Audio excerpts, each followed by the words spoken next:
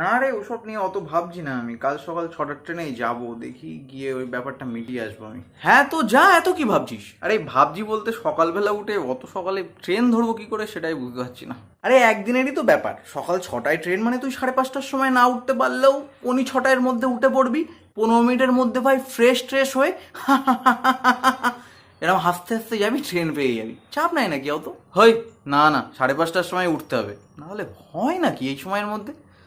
ভালো তো, উঠতে পারলে উঠবি, সমস্যা কি আছে? আরে ঘুম ভাঙতে চায় না তো, ওটাই তো সমস্যার ব্যাপার। না হলে তো 6টার সময় বেরোবি মানে তাহলে এক কাজ করবি, তুই 4:30 থেকে অ্যালার্ম দিয়ে রাখবি ফোনে। আরে হয় না তো রে, ওটাই তো।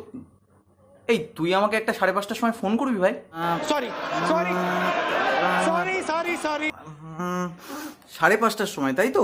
হ্যাঁ হ্যাঁ, 5:30টার সময় করলে হবে, আমি আমি উঠে যাবো।